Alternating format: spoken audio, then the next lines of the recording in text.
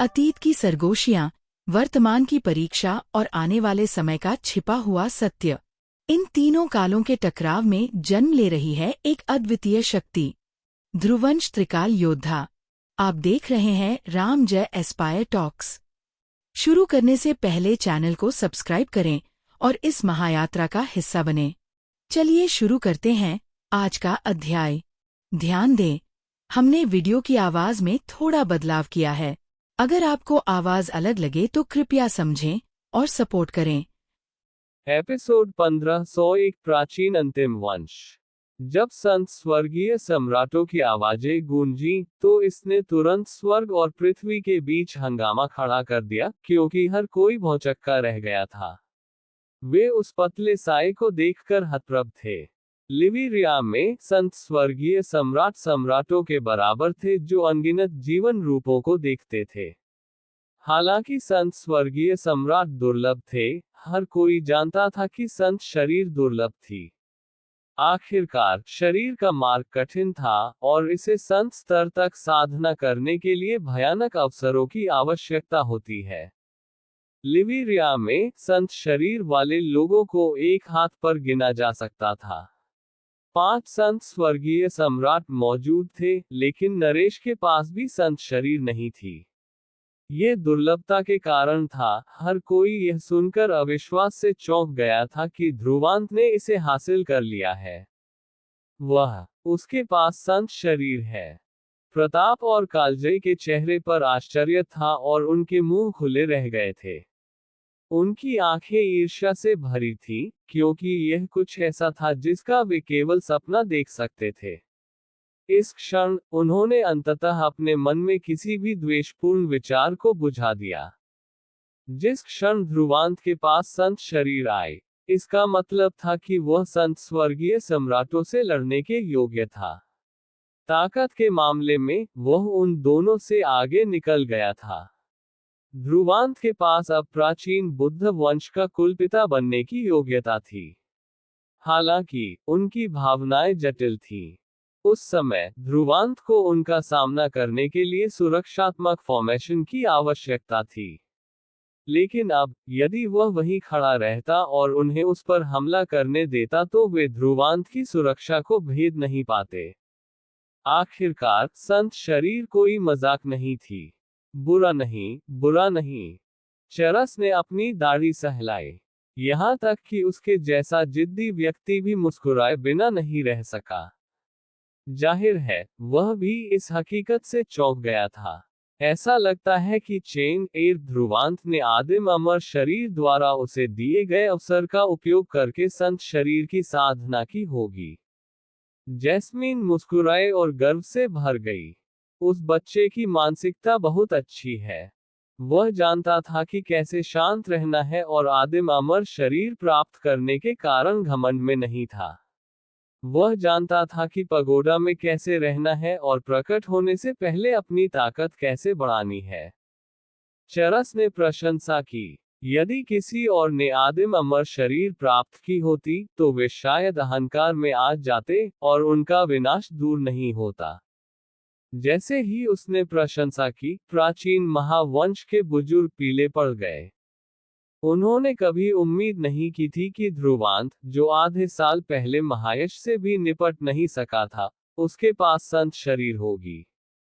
इसका मतलब था कि ध्रुवांत की ताकत अब एक अविश्वसनीय ऊंचाई तक बढ़ गई थी, जिसमें संत स्वर्गीय सम्राट से लड़ने की योग्यता थी। दूसरी ओर महायश की आंखें लाल हो गई थीं और वह ध्रुवांत को फाड़ देना चाहता था। ऐसा इसलिए था क्योंकि यह अवसर उसका था, और यदि ध्रुवांत का आगमन नहीं हुआ होता, तो वह प्राचीन महावंश में एकमात्र व्यक्ति होता जिसके पास संत शरीर होती। यदि उसकी आध्यात्मिक ऊर्जा साधना संत स्तर तक पहुंच जाती, तो उसकी युद्ध क्षमता नरेश से भी अधिक हो जाती और वह वंश में सबसे मजबूत बन जाता। अगर उसे इस बारे में पता होता, तो उसने डालुओ महाद्वीप में ही अपनी चाल चल दी होती। लेकिन यह अफसोस की बात थी कि पश्चाताप गोलियों के रूप में नहीं आता। इसलिए जब ध्रुवांत के परिवर्तन का सामना करना पड़ा, तो महायश के दिल में पश्चाताप ने उसे लगभग पागल कर दिया। नरेश की आंखें भी काली पड़ गई थीं। हालांकि उसने अपना संयम बनाए रखा और अपने दिल में भावनाओं को दबाने के लिए एक गहरी सांस ली। मैंने कभी उम्मीद नहीं की थी कि तुम्हारे पास संत शरीर होगी। इसमें कोई आश्चर्य नहीं कि तुम इतने अभिमानी हो और मेरे प्राचीन महावंश की सद्भावना को अस्वीकार करते हो। सद्भावना। ध्रुवांत मुस्कुराया। आपकी वह सद्भावना वास्तव में समझ से बाहर है। नरेश न केवल कुलपिता के रूप में शक्तिशाली था, बल्कि उसका चेहरा भी मोटा था और वह खुले तौर पर ऐसे बेशर्म शब्द कह सकता था। उसका चेहरा हिला नहीं जब उसने उदासीनता से उत्तर दिया, मैं शुरू में तुमसे अच्छी तरह से बात करना चाहता था, लेकिन चूंकि तुम अपनी संत शरीर के कारण अभिमानी हो, तो मैं आज तुम्हें अपना मन बताऊंगा। तुम्हारे विचारों की परवाह किए बिना आदिम अमर शरीर को पीछे छोड़ना ही होगा। हा हा, क्या शानदार लहजा है। आज मैं देखूंगा कि तुम्हारा प्राचीन महावंश उसे आदिम अमर शरीर को पीछे छोड़ने पर कैसे मजबूर करेगा। जैस्मीन की ठंडी आवाज गूंजी। नरेश की आंखें काली पड़ गईं और उसकी आंखों में ठंडी हत्या का इरादा घूम रहा था जब वह जैस्मीन की ओर मुड़ा। तो तुम्हारे प्राचीन बुद्ध वंश ने मेरे प्राचीन महावंश के साथ युद्ध शुरू करने का मन बना लिया है। यदि ये तुम्हारे प्राचीन महावंश के इतने दबंग होने के लिए नहीं होता, तो हम युद्ध छेड़ने को तैयार नहीं होते। चरस ने उत्तर दिया। अपना सिर हिलाते हुए नरेश ने आह भरी, मुझे उम्मीद थी कि तुम लोग हार नहीं मानोगे। इसलिए मैं आज केवल एक एहसान का उपयोग कर सकता हूँ। जब उसने बोलना समाप्त किया, तो नरेश ने अपने सामने के स्थान को देखा और कहा, भाई कृष्णदेव कृपया खुद को दिखाएं। जब नरेश ने बोलना समाप्त किया, तो आकाश काला हो गया और अंधेरा फैल गया और सारे प्रकाश को निगल गया। अंधेरा तेजी से फैला, लेकिन ये तेजी से पीछे भी हट गया। लेकिन जब चमक वापस आए, तो अंधेरे का एक पैच था जो एक ब्लैक होल जैसा दिखता था, इससे पहले कि दो साए प्रकट हुए। सामने खड़े दो लोगों को देखते हुए ध्रुवांत ने अपनी आंखें सिकोड़ ली। वह उन दोनों से एक भयानक उतार चढ़ाव महसूस कर सकता था। जाहिर है, वे दोनों संत स्वर्गीय सम्राट थे। प्राचीन अंतिम वंश। कृष्णदेव कृष्णनाथ, क्या तुम दोनों इस मामले में हस्तक्षेप करने जा रहे हो? उन दोनों के प्रकट होने से जैस्मीन और चरस के चेहरे बदल गए थे। प्राचीन अंतिम वंश। ध्रुवांत का दिल कांप उठा।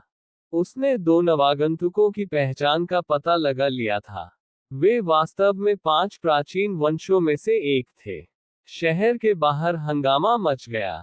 किसी ने उम्मीद नहीं की थी कि प्राचीन महावंश प्राचीन अंतिम वंश के 2 संत स्वर्गीय सम्राटों को आमंत्रित करेगा।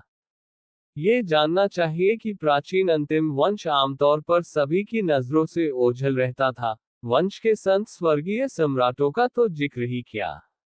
जैस्मीन के शब्दों को सुनकर दोनों में से एक ने आधा कदम आगे बढ़ाया। उसका पीला रंग लंबे समय तक धूप से बचने का परिणाम लग रहा था।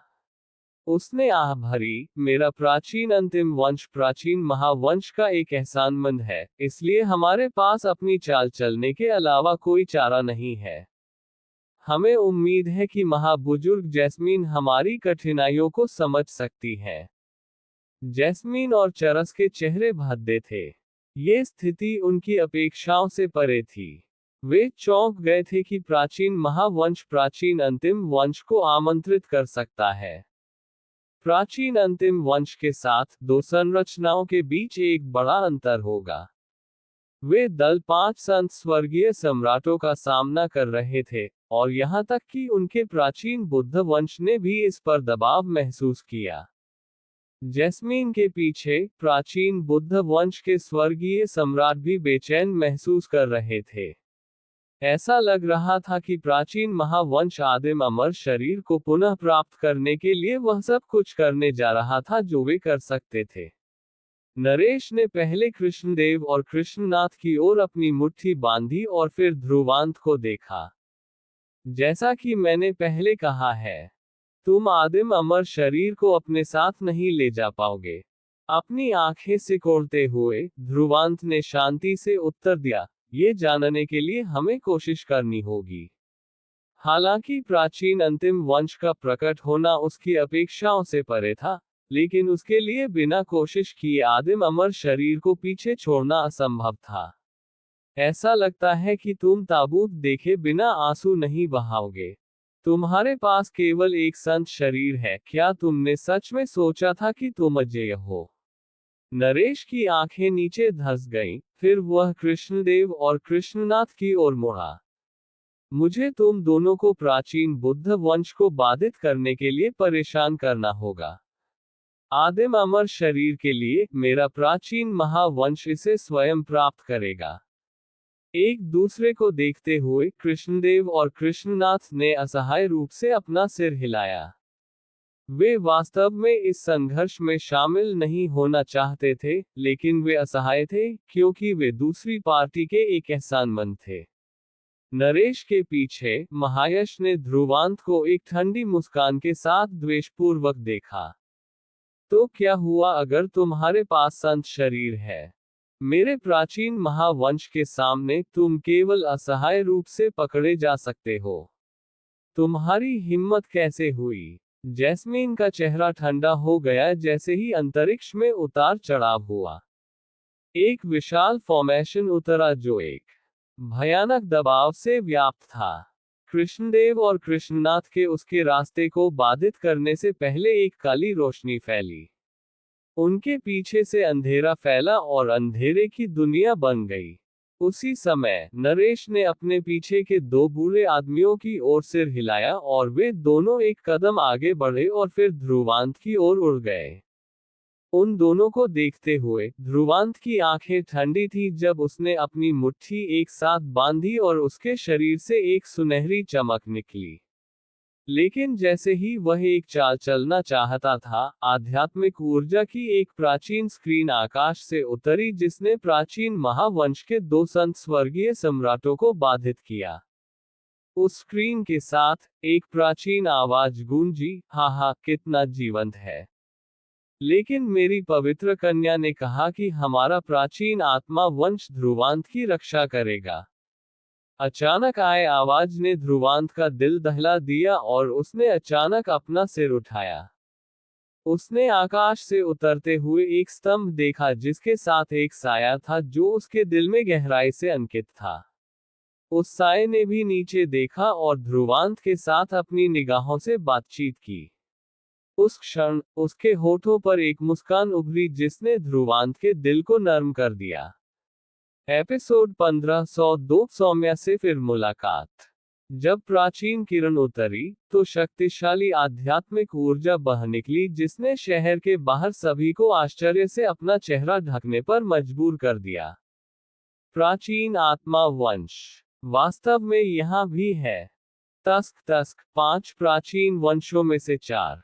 ये नज़ारा वास्तव में दुर्लभ है। उस ध्रुवांत के संसाधन भयानक है। न केवल ध्रुव शौर्य और ध्रुव रायजादा, बल्कि उसके प्राचीन आत्मा वंश के साथ भी संबंध है। हाँ, ये सब दो सर्वोच्च शक्तिशाली लोगों के अनंत अग्नि क्षेत्र और शस्त्र लोक को छोड़ने में असमर्थ होने के कारण है। अन्यथा प्राचीन महावंश अभी एक कठिन स्थिति में होता। उद्धरण चिन्ह उद्धरण चिन्ह। चर्चाओं को सुनकर प्राचीन महावंश के बुजुर्गों के चेहरे पीले पड़ गए।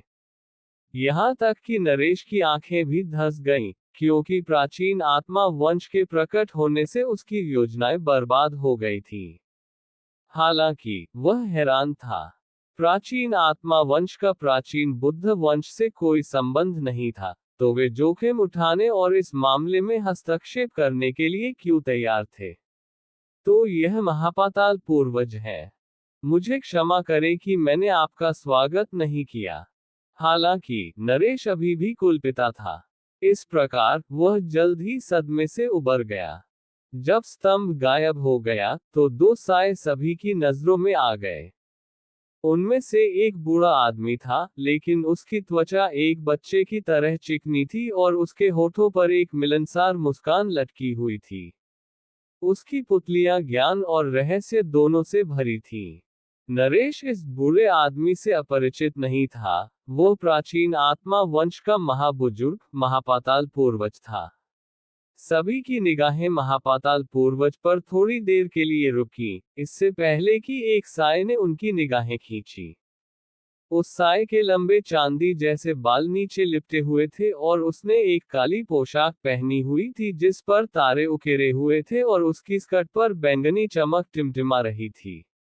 उसका रूप उत्कृष्ट था और उसकी त्वचा हल्की चमक से चमक रही थी। उसके होंठ थोड़े उठे हुए थे, थोड़े चंचल लग रहे थे। जिसने उन्हें सबसे ज्यादा आकर्षित किया वह उसकी पुतलियां थीं। वे चमकदार कांच की तरह थीं। वे शुद्ध थीं, मानो वे दूसरों के विचारों को देख सकती हो। जब सभी ने उसकी आंखों में देखा तो वे सब उसमें नशे में धुत हो गए। उसकी गोरी और सुरुचिपूर्ण गर्दन ने उसके उत्तम शरीर और तंग कमर को और भी आकर्षक बना दिया। यह एक सुनहरा अनुपात था जो रचनाकारों का चमत्कार लग रहा था।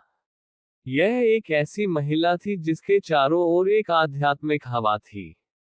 जब सभी ने उस महिला को देखा तो वे बहुत दंग रह गए। हा, तुम बहुत दयालु हो। कृपया मुझे बिना पूर्व सूचना के आने के लिए दोष न दें। महापाताल पूर्वज अपनी संकुचित आंखों से मुस्कुराया। आह भरते हुए नरेश ने पूछा, मुझे डर है कि हमारे वंशों में कोई दुश्मनी नहीं है ना? आप हमारे मामलों में हस्तक्षेप क्यों कर रहे हैं? नरेश के सवाल का सामना करते हुए महापाताल पूर्वज ने अपने चेहरे पर उदासी के साथ आह भरी और अपने बगल वाली महिला की ओर इशारा किया। इसके बारे में मुझे दोष मत दो। ये लड़की अपने प्रेमी को बचाने के लिए उत्सुक थी, इसलिए मुझे प्रकट होने के लिए मजबूर होना पड़ा। अपनी आंखें सिकोड़ते हुए नरेश ने अपनी नजर हटाए। क्या मैं पूछ सकता हूं कि आप कौन हैं? मेरा नाम सौम्या है और प्राचीन आत्मा वंश के बुजुर्गों को धन्यवाद, मैं अब वंश की पवित्र कन्या हूं। महापाताल पूर्वज के बगल वाली महिला नरेश के शब्दों का सामना करते हुए मुस्कुराई। उसकी आवाज अलौकिक थी, जिसमें झुकने का कोई संकेत नहीं था। प्राचीन आत्मा वंश की पवित्र कन्या। नरेश ने अपनी भौहें एक साथ सिकोड़ ली। प्राचीन आत्मा वंश में कोई कुलपिता नहीं था, केवल पवित्र कन्याएं थी। जो कोई भी पवित्र कन्या बन जाता था, वह प्राचीन आत्मा वंश की कुलमाता के बराबर होता था और उसके पास उच्च अधिकार होता था। हालांकि प्राचीन आत्मा वंश की अपनी पवित्र कन्या चुनने की एक सख्त प्रक्रिया थी। यह एक ऐसा पद था जो इतने लंबे समय से खाली था, लेकिन यह महिला उम्मीदवारों के बीच खड़ी हुई और पवित्र कन्या बन गई। चूंकि तुम प्राचीन आत्मा वंश की पवित्र कन्या हो, तो तुम्हें प्राचीन आत्मा वंश को किसी भी चीज से अधिक महत्वपूर्ण मानना चाहिए। यदि तुम इस मामले में हस्तक्षेप करती हो, तो मैं प्राचीन आत्मा वंश के लिए मुसीबतें लाऊंगा। नरेश ने अपनी आवाज में धमकी के निशान के साथ कहा। लेकिन उसके शब्दों का सामना करते हुए सौम्या अपनी आंखों में लालसा और स्नेह के साथ मुस्कुराई जब उसने उस युवा साए को देखा। मैं उसके लिए पवित्र कन्या बनी। अगर मैं उसकी मदद नहीं कर सकती तो मैं पवित्र कन्या क्यों बनूंगी? उसके शब्दों ने तुरंत अनगिनत आहें भरी जब उन्होंने ध्रुवांत को अपनी आंखों में शत्रुता के साथ देखा। न केवल वह साथी अवसरों से धन्य था, बल्कि उसके पास इतनी उत्कृष्ट लड़की भी थी। उसके लिए वह नरेश का भी सामना कर सकती थी। वह भाग्य वास्तव में ईर्ष्यापूर्ण था। लड़की, क्या तुम इस बूढ़े आदमी के नाजुक दिल का थोड़ा ध्यान नहीं रख सकती? महापाताल पूर्वज ने शिकायत की।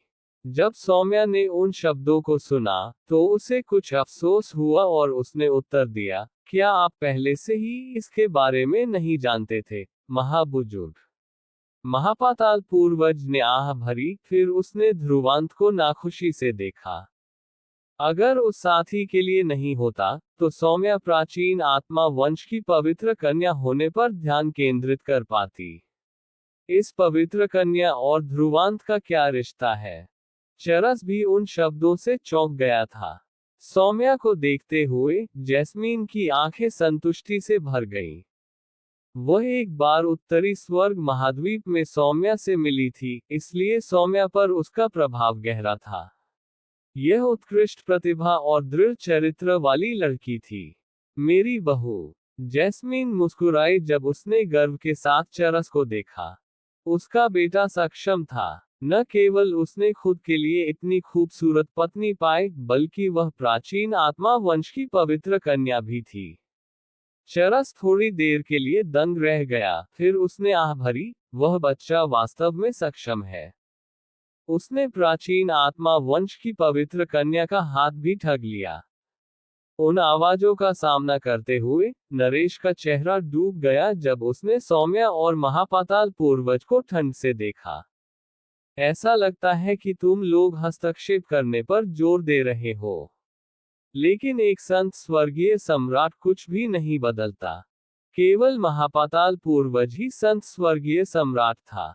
हालांकि सौम्या की साधना बढ़ गई थी और उसने स्वर्गीय सम्राट क्षेत्र में कदम रखा था, वह केवल एक आत्मा स्वर्गीय सम्राट थी। हालांकि महापाताल पूर्वज गर्व से मुस्कुराया। तुम मेरे प्राचीन आत्मा वंश की पवित्र कन्या को कम आंक रहे हो। सौम्या ने आंख मारी, फिर सीलिश बनाई। सौम्या के सिर से एक प्राचीन चमक उठी और हर कोई ये देखकर चौंक गया कि उसके ऊपर एक प्राचीन चित्र खुल रहा है।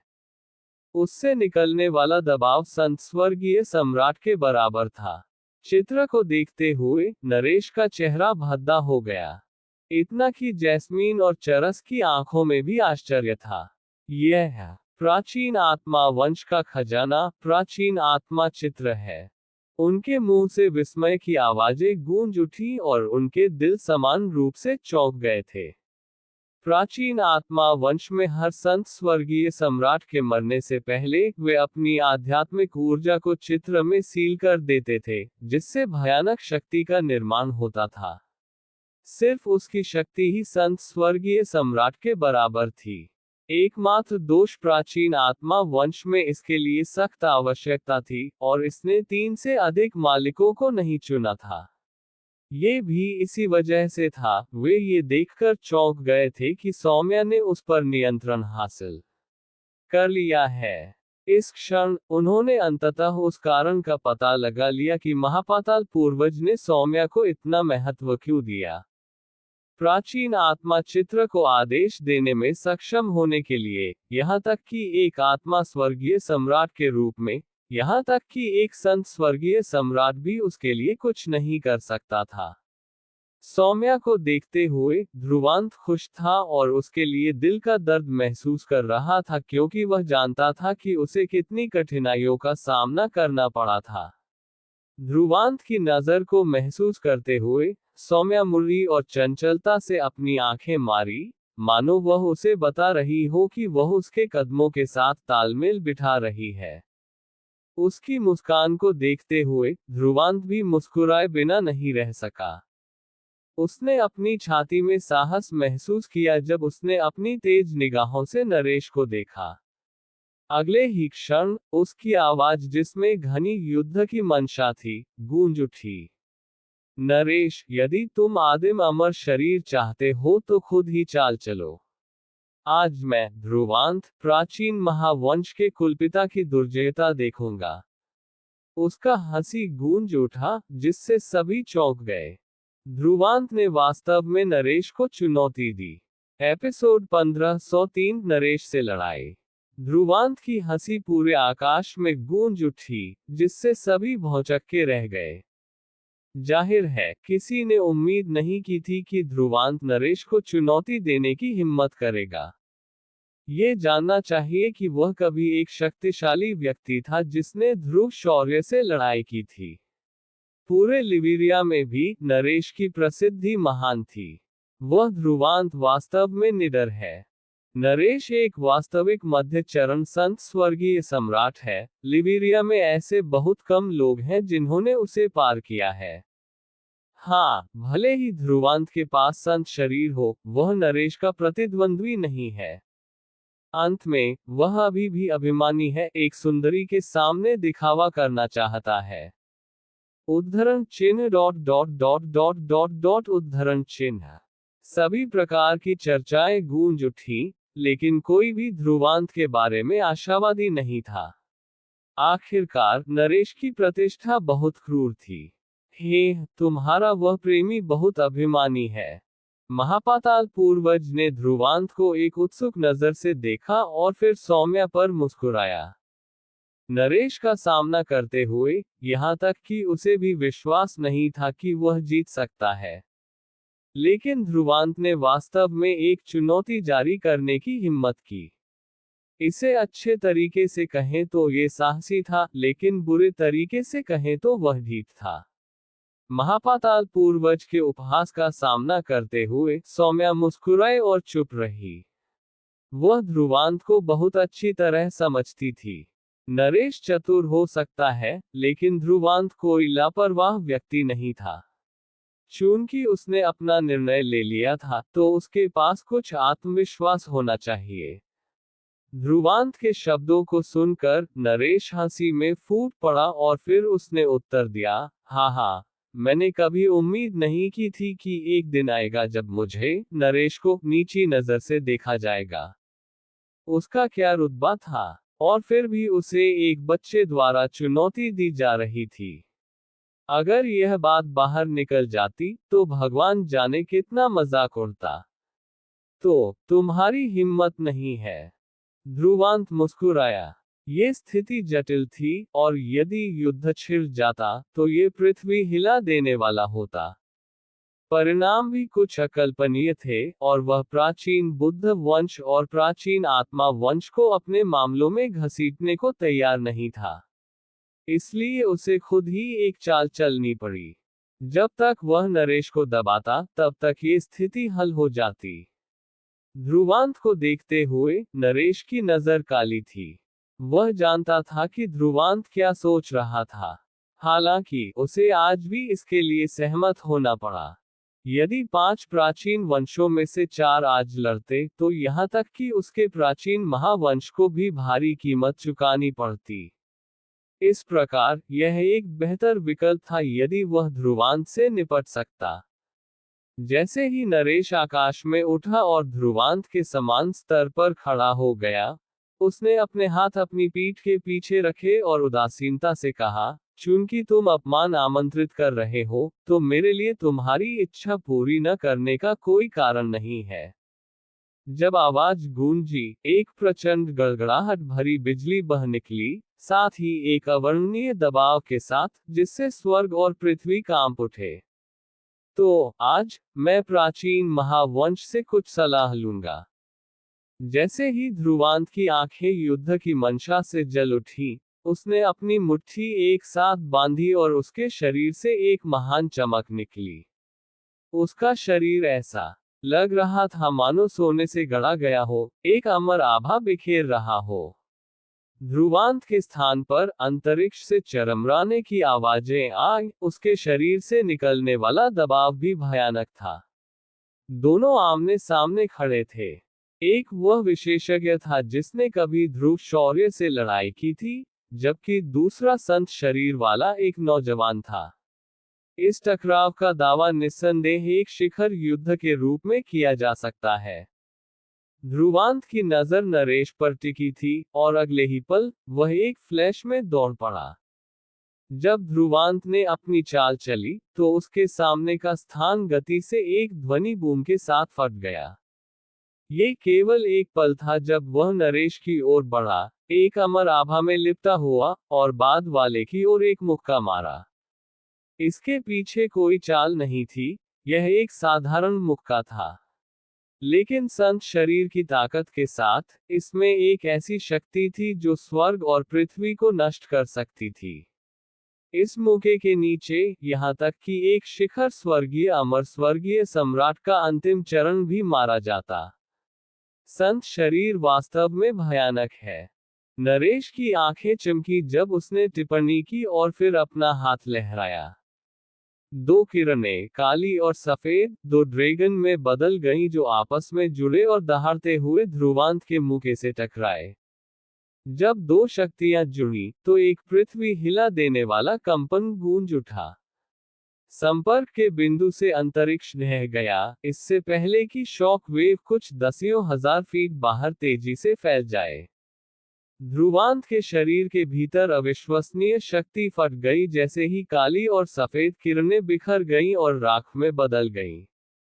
हालांकि काली और सफेद किरणें बिखरने के क्षण में एक साथ संघनित हो गईं और भी अधिक परिष्कृत हो गईं, एक और भयानक और हिंसक हमला किया। एक छोटी सांस के बाद काली और सफेद किरणों ने ध्रुवांत की सुनहरी मुट्ठी के खिलाफ 100 बार टक्कर मारी। हर एक टक्कर एक भयानक शॉक वेव व्याप्त करती, इससे पहले कि ध्रुवांत की मुट्ठी पर चमक धीरे धीरे मंद हो जाए।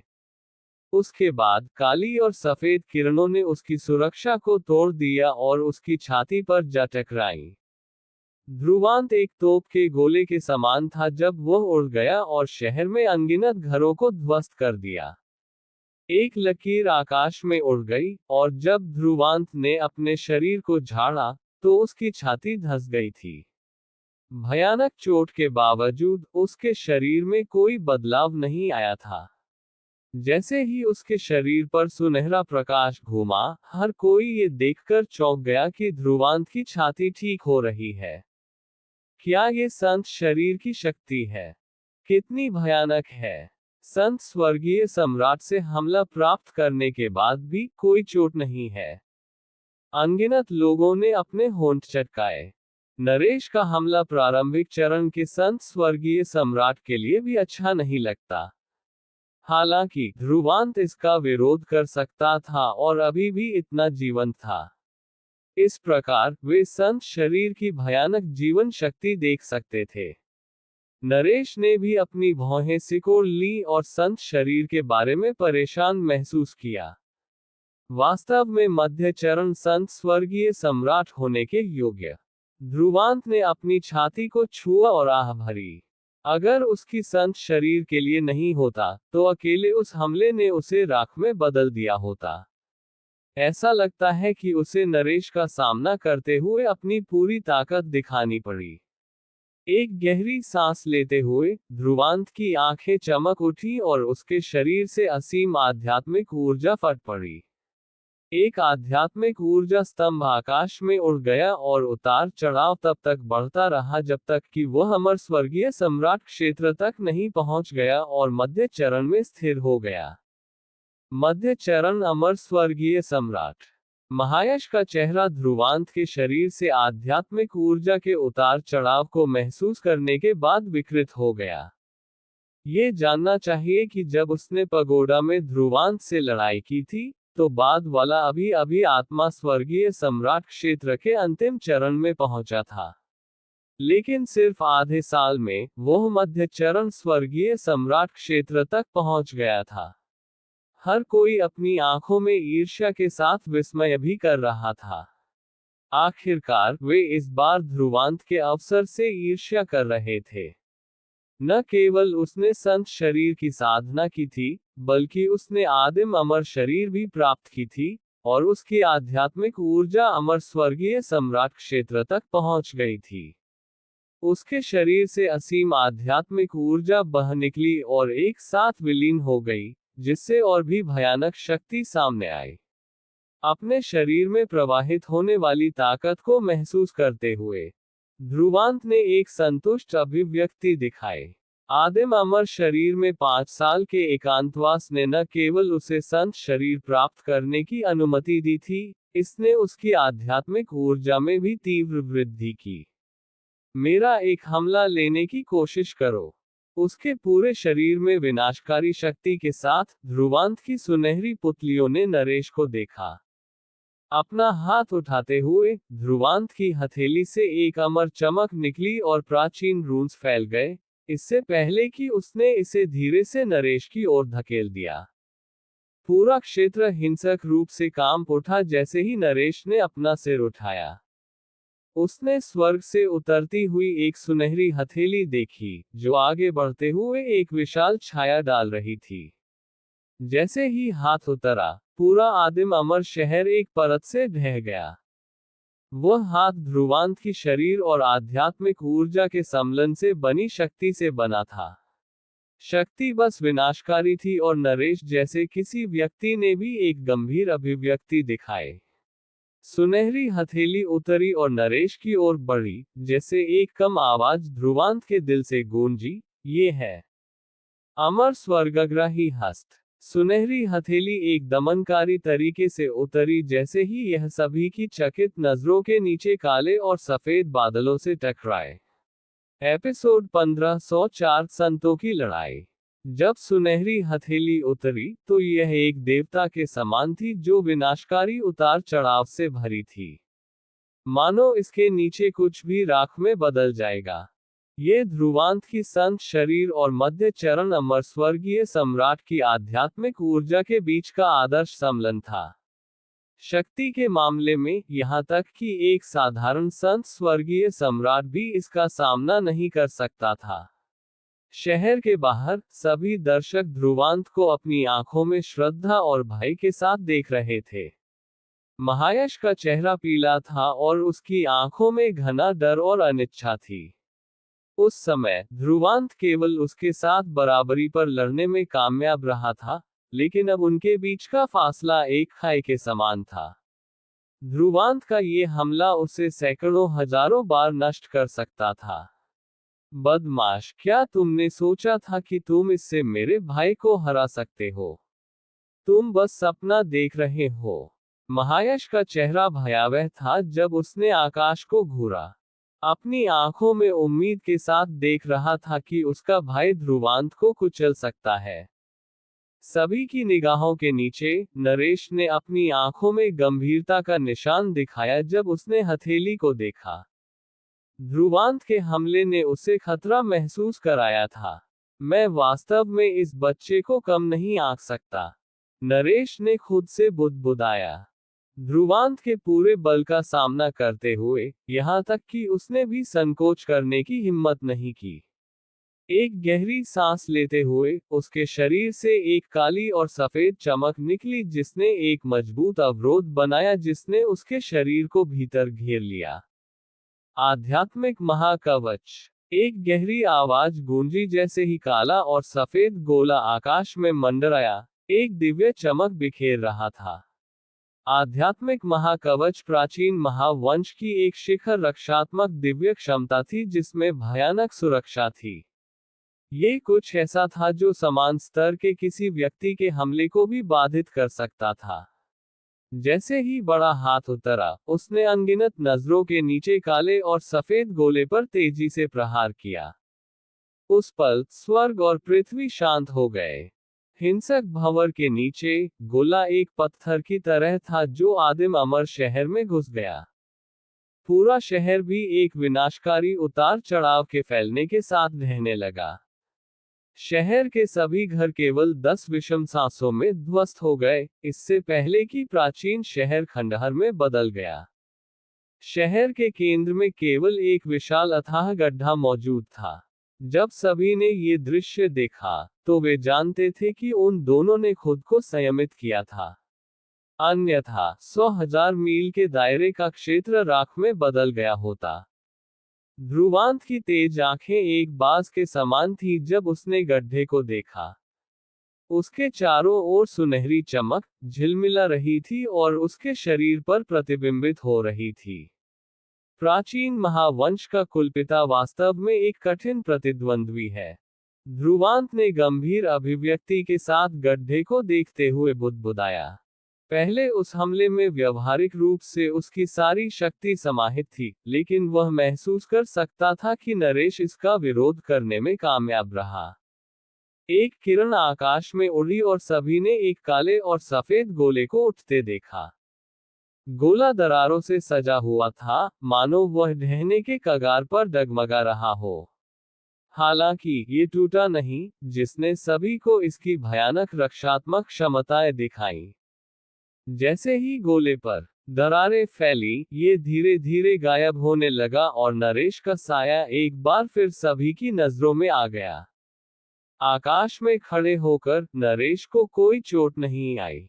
यहाँ तक कि उसके कपड़े भी क्षतिग्रस्त नहीं हुए थे। हालांकि उसकी आंखों में एक गंभीर चमक थी। ध्रुवांत के हमले का सामना करते हुए उसे वास्तव में अपनी सबसे मजबूत रक्षा का सहारा लेने के लिए मजबूर होना पड़ा था। उसका क्या रुतबा है? वह प्राचीन महावंश का कुलपिता था और लिबेरिया के शिखर पर खड़ा था। आधे साल पहले ध्रुवांत भी उसके ध्यान के योग्य नहीं था। आखिरकार ध्रुवांत सिर्फ एक चींटी थी जिसे वह आसानी से कुचल सकता था।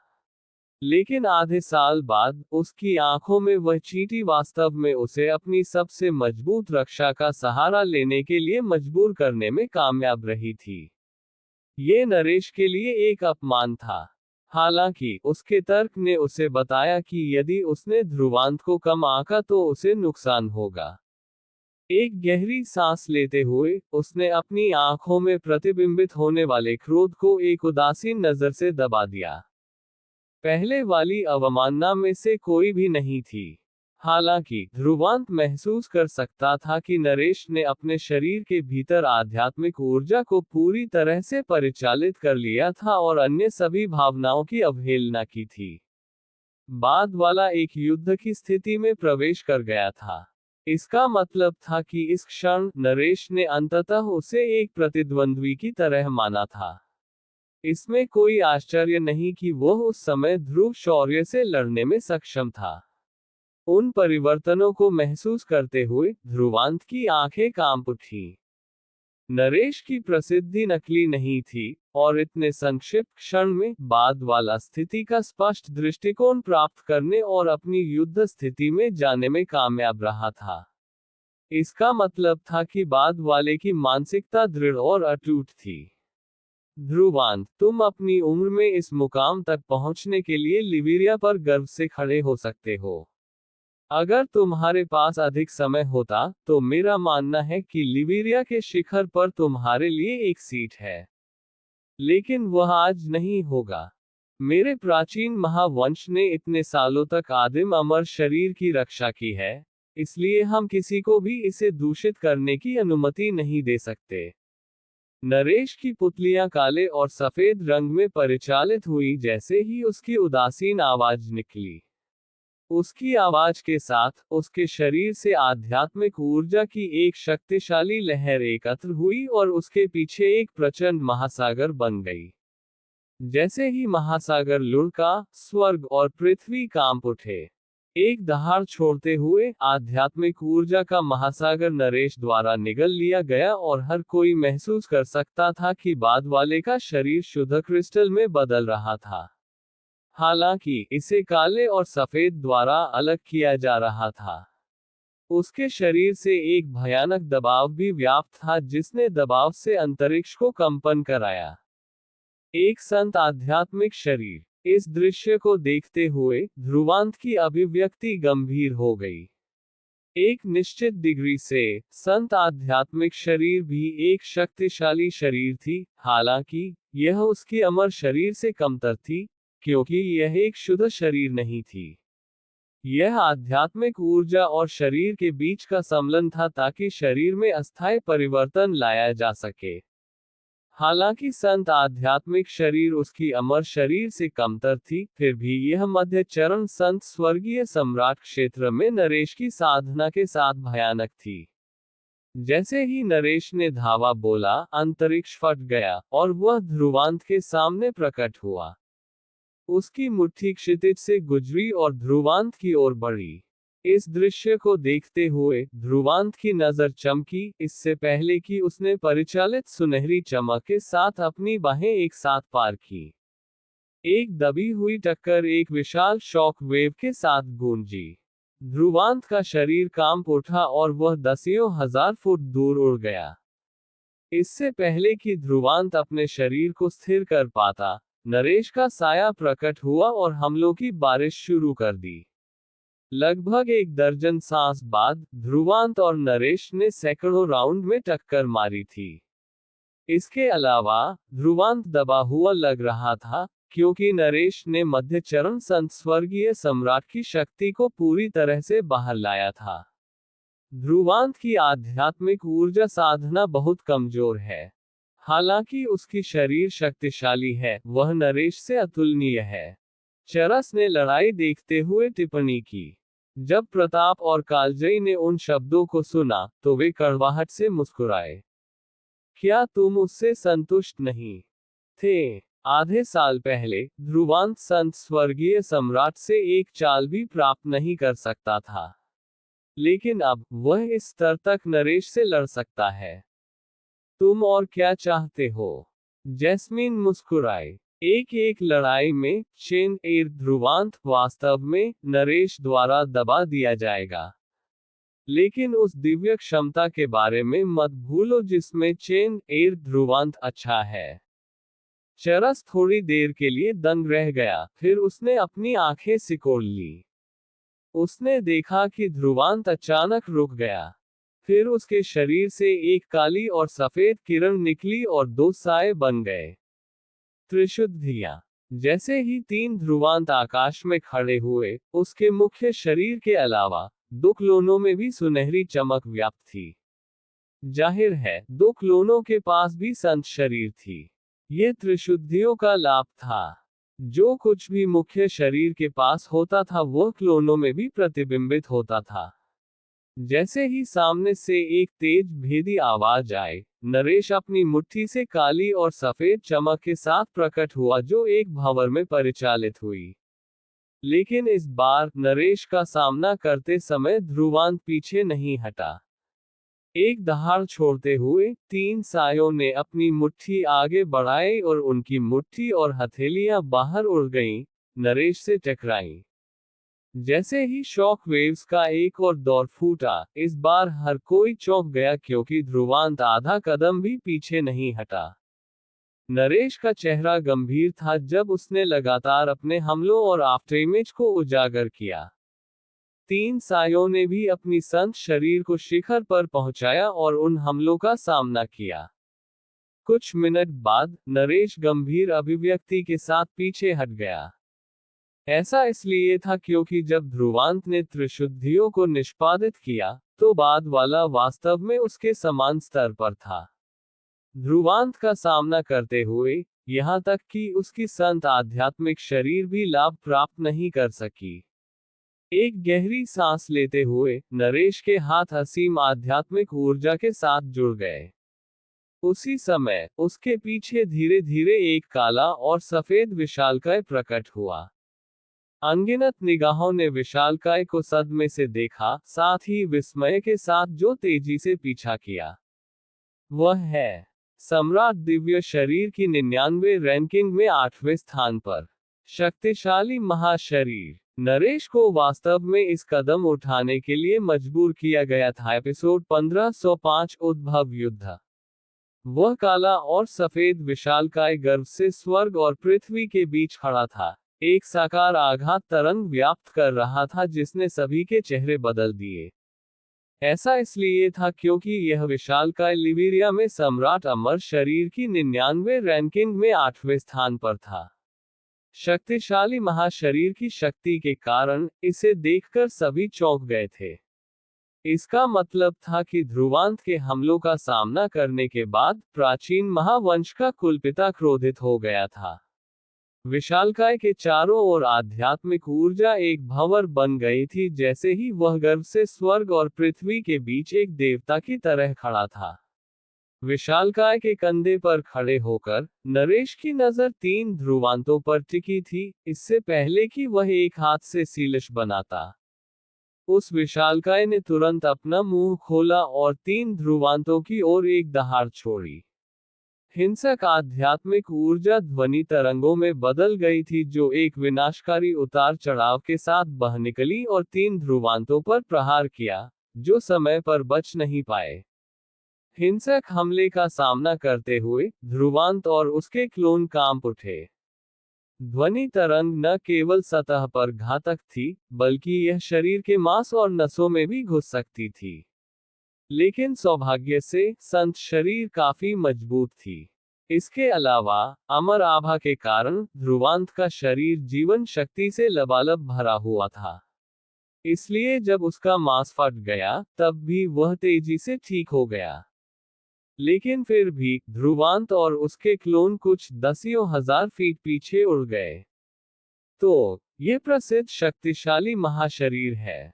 ध्रुवांत ने अपनी आंखें सिकोड़ ली, क्योंकि उसने इस टकराव से शक्तिशाली महाशरीर की ताकत का अनुभव किया था। पहले उसने नरेश के समान स्तर पर लड़ने के लिए अपने क्लोनों पर भरोसा किया था। लेकिन शक्तिशाली महाशरीर को बुलाए जाने के साथ उसके दो क्लोनों से मिला लाभ शून्य हो गया था। हालांकि नरेश ने उसे जाने नहीं दिया।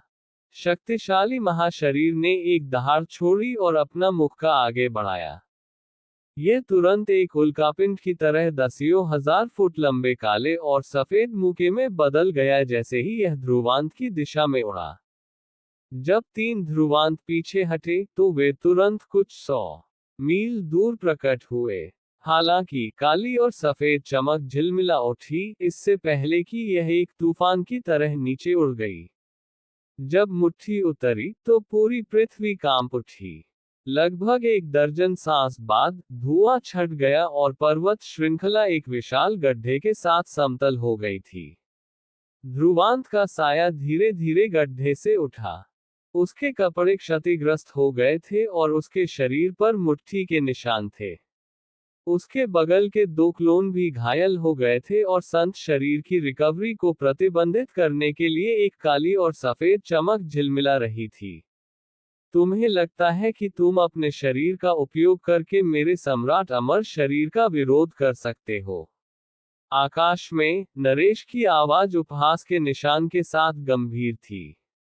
जब उसने अपनी सम्राट अमर शरीर नहीं निकाली थी, तो वह शायद ध्रुवांत के लिए कुछ नहीं कर सकता था। लेकिन अपनी सम्राट अमर शरीर के साथ, उसकी युद्ध क्षमता एक भयानक ऊंचाई तक पहुंच गई थी। इस क्षण, यहां तक कि ध्रुवांत की संत शरीर भी इसे झेल नहीं सकती थी। आखिरकार संत शरीर शक्तिशाली हो सकती है, लेकिन यह मध्य चरण संत स्वर्गीय सम्राट के अपराध को पूरी तरह से नकार नहीं सकती थी। हालांकि ध्रुवांत यह सोचने के लिए ढीठ था कि वह अपने भौतिक शरीर से शक्तिशाली महाशरीर के खिलाफ लड़ सकता है। मैं केवल प्रसिद्ध शक्तिशाली महाशरीर की शक्ति आजमा रहा था। उपहास का सामना करते समय ध्रुवांत लापरवाही से मुस्कुराया।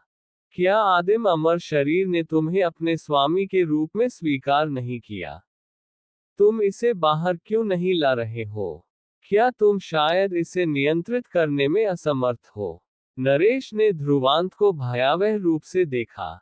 यदि ध्रुवांत आदिम अमर शरीर को नियंत्रित नहीं कर सका, तो उसके पास इसे पुनः प्राप्त करने के और बहाने होंगे। कोशिश करने के बाद तुम्हें पता चल जाएगा। ध्रुवांत ने अपनी आंखें सिकोड़ ली। स्वाभाविक रूप से नरेश भयावह रूप से मुस्कुराया जैसे ही उसकी आंखें तेज हो गईं। उसके हाथ एक साथ जुड़ गए, शक्तिशाली महाशरीर के हाथ भी एक साथ जुड़ गए, इससे पहले कि वे धीरे धीरे अलग हो गए। बिजली के बोल्ट की तरह एक काली और सफेद चमक झिलमिला उठी और धीरे धीरे 1000 फुट लंबा भाला बन गया। स्वर्गीय महाभाला। नरेश की नजर ठंडी थी जब उसने चिल्लाया। काला और सफेद भाला आकाश में उड़ गया और एक सरसराहट के साथ गायब हो गया। जब ये फिर से प्रकट हुआ, तो ये पहले से ही ध्रुवांत के ऊपर था और एक अकल्पनीय विनाशकारी शक्ति के साथ उतरा। इसके द्वारा उत्पन्न ध्वनि भी दसियों हजार मील तक गूंज उठी। नरेश के इस हमले का सामना करते हुए, यहाँ तक कि जैस्मीन और चरस के चेहरे भी मदद नहीं कर सके लेकिन बदल गए। यहाँ तक कि उन्हें भी इस तरह के हमले का गंभीरता से सामना करना पड़ा। नरेश की हत्या का इरादा भड़क गया है। महापाताल पूर्वज की नजर गंभीर थी जब उसने सौम्या को देखा। अगर तुम्हारा वह प्रेमी इस आदिम अमर शरीर को नियंत्रित नहीं कर सकता, तो वह निश्चित रूप से मर जाएगा, भले ही उसके पास संत शरीर हो। परिचित साये को देखते हुए सौम्या ने देखा कि ध्रुवांत की आंखों में भी गंभीरता का निशान था। हालांकि कोई घबराहट नहीं थी, जैसा कि सौम्या ने उम्मीद की थी। अगले ही पल उसका तनावग्रस्त दिल शिथिल हो गया, क्योंकि ऐसा लग रहा था कि ध्रुवांत के पास अभी भी कुछ पत्ते थे। जब भाला उतरा तो ये कुछ सांसों के बाद ध्रुवांत तक पहुंचने वाला था।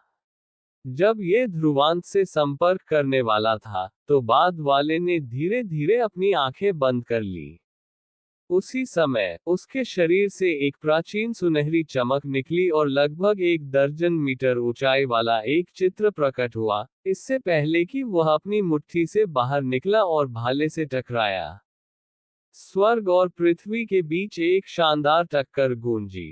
टकराव को देखते हुए सभी ने अपनी आंखें सिकोड़ ली और विशाल भाले के नीचे एक छोटा सा चित्र देखा। लेकिन आकार में भारी अंतर के बावजूद वह छोटा सा चित्र हिला नहीं और मजबूती से खड़ा रहा। दूसरी ओर काला और सफेद भाला जल्द ही दरारों से ढक गया। एक विस्फोट गूंज उठा और काला और सफेद भाला टुकड़ों में बिखर गया। काली और सफेद चमक के नीचे वह चित्र उतरा और ध्रुवांत के पीछे मंडराया, जिसके चारों ओर एक प्राचीन और रहस्यमय चमक थी, जबकि एक प्राचीन आभा व्याप्त थी।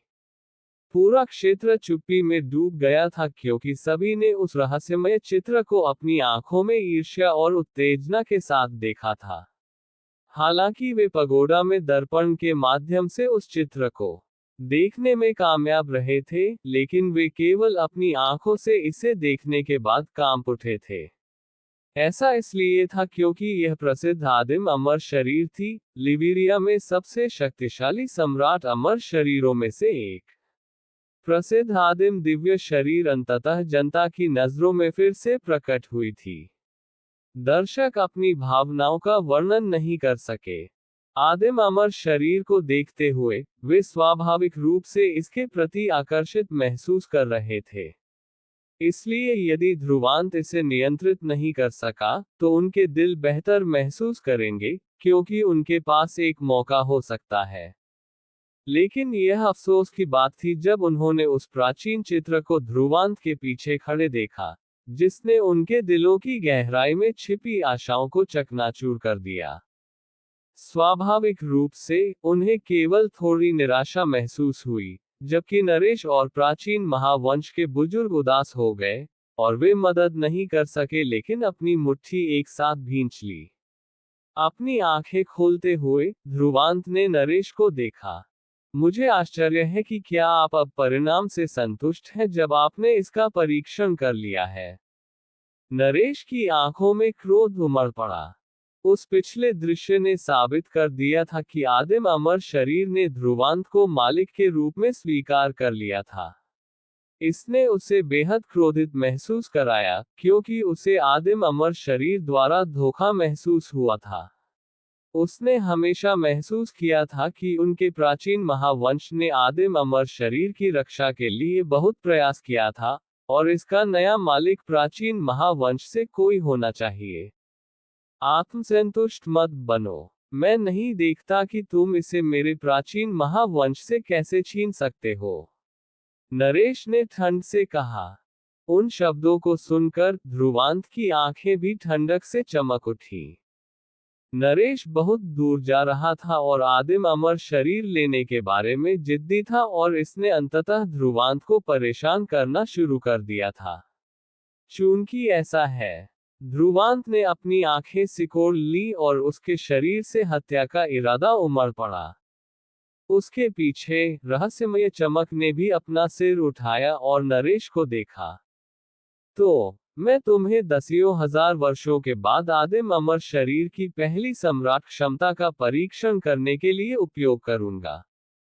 ध्रुवांत के पीछे रहस्यमय शरीर धीरे धीरे ऊपर उठा और उसकी हथेली में एक अमर चमक एकत्र हुई, जो ऐसी लग रही थी मानो वह समय के क्षरण का विरोध कर सकती है और अनिश्चित काल तक मौजूद रह सकती है। अपना हाथ उठाते हुए आदिम अमर शरीर से एक गोला उठा और नरेश की ओर उड़ गया। उसी समय इसका मुंह एक प्राचीन आवाज के साथ हिलने लगा जो गूंज उठी।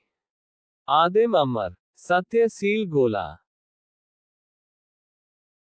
अगर कहानी पसंद आई हो तो राम जय एस्पायर टॉक्स को सब्सक्राइब जरूर करें।